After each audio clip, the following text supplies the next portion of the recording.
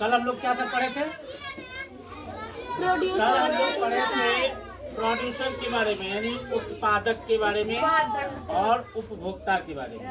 नहीं, प्रोड्यूसर में पढ़े थे कि जो भोजन तैयार करता है वो प्रोड्यूसर है, और जो उस भोजन का उपयोग करता है वो क्या है? कंज्यूमर। नहीं, और फिर एक समय ऐसा आता है सारे जीव बूढ़े होके इस धरती पर मर जाता है। तो मरने के बाद जो है उसको सराहने के लिए कुछ सूक्ष्म जीव भी इस प्रकृति में मौजूद है, जिसको हम लोग डिकम्पोजर्स कहते हैं। क्या कहते हैं? डिकम्पोजर्स कहते हैं। तो वो जो सूक्ष्म जीव है वो सभी जीवों को सड़ा गला करके, अच्छा मान लो एक बात, मानव जाति में कुछ नियम है कि उसको मिट्टी में डाल दिया या फिर उसको जला दिया, है ना? ये सिर्फ मानव जाति में है, लेकिन और सारे जीवों में है नहीं।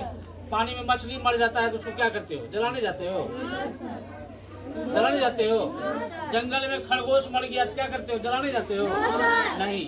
तो जो मर जाता है बाबू, उसका इस धरती पर ही अब सड़ना तय है। तो उसको सराएगा कौन?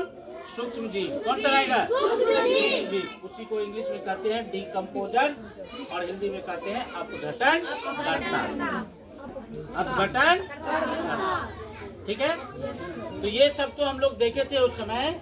तो उसी से रिलेटेड आज का आपका टॉपिक है फूड चेन। क्या है? Food chain. क्या है? फूड चेन, यानी कि आहार श्रृंखला। क्या है? आहार श्रृंखला। आहार श्रृंखला देखिए ये टॉपिक किस लिए है? तो सबसे पहला चीज आप जान लीजिए कि इस धरती पर जितने भी जीव हैं, चाहे वो छोटे जीव हो चाहे वो बड़े जीव हो, सभी जीव भोजन के लिए एक दूसरे पर आश्रित है, निर्भर है। सभी जीव एक दूसरे पर क्या है? निर्भर है भोजन के लिए, और एक चैन बनाता है। सभी जीव जो एक दूसरे पर आश्रित है तो क्या करता है? एक चैन बनाता है। इसी चैन को हम लोग क्या कहते हैं? Food chain. क्या कहते हैं? क्या कहते हैं? बात समझ में आई? यहाँ पर आपका दिया हुआ है all the plants and animals are depends on each other.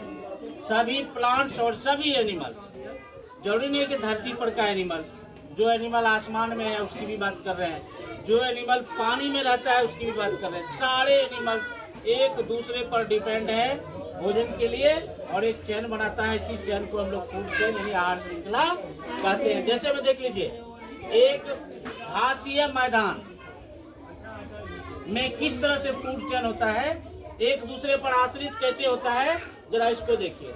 घासीय मैदान में जो है हम लोग देख रहे हैं, सबसे पहला ये क्या हो गया? ग्रास। अब इस ग्रास को कौन खा गया? ग्रास ऊपर। कौन खा गया? इसको हम लोग टिड्ढा बोलते हैं। अब इस टिड्ढा को कौन खा गया? फ्रॉग खा लिया, ठीक है। अब इस फ्रॉग को कौन खा जाता है? स्नेक या ईगल खा जाता है। अब देख लीजिए, स्नेक किस पर आश्रित हो गया? फ्रॉग किस पर आश्रित हो गया? ग्रास ऊपर किस पर आश्रित हो गया? सब एक दूसरे पर आश्रित है। एक चैन बना रहा है। इसी चैन को क्या कहेंगे? कोई दिक्कत? अब देख लीजिए, हम लोग फॉरेस्ट इकोसिस्टम में जब जाएंगे, यानी जंगल में किस तरह से फूड चेन बनता है, तो सबसे पहले जंगल में घास है। अब इस घास को कौन सब खा जाएगा?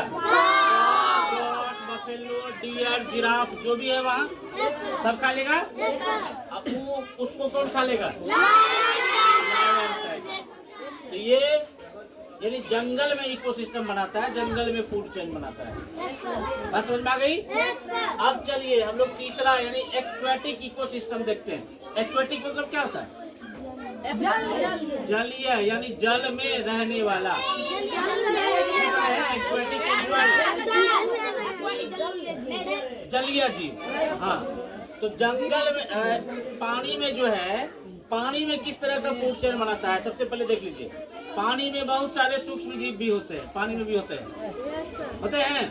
उसको कहा जाता है जूप्लांक्टन। क्या कहा जाता है? क्या कहा जाता है? इस जूप्लांक्टन यानी कि छोटे छोटे जीवों को खा जाता है स्मॉल फिश। कौन खा जाता है? यानी छोटी छोटी मछली उसको खा जाता है। अब कोई बड़ी मछली है तो वो छोटी मछली को खा जाता है। उस छोटी मछली को कौन खा जाता है? बड़ी मछली। नहीं, तो पानी में भी सब तरह का मछली है, जो जैसा छोटा बड़ा है उसको उस हिसाब से सब खाने पीने वाला है। तो सब एक दूसरे पर आश्रित हो गया कि नहीं? तो इसी आश्रित होने पर एक चैन बना रहा है, हम देख रहे हैं। और इसी चैन को क्या कहेंगे? कोई दिक्कत? तो समझ में आ गया? ये आपको इंग्लिश मीडियम में अभी आप आए पार्ट 5, 6 में ये पढ़ रहे हैं। हिंदी मीडियम में यही चीज आपको 8 में पढ़ने के लिए मिलेगा, 9th में मिलेगा और 10th में मिलेगा, और आगे आप 11th में जाएंगे तो वहाँ भी मिलेगा। ओके? लेकिन इसको आप अब ये तैयार कर लीजिए ताकि आगे की क्लास में हम लोग दूसरा चीज पढ़ेंगे। क्या जो चीज हम यहाँ सीख लिए इसी में क्या लगे रहेंगे? ओके? कोई दिक्कत? Thank you.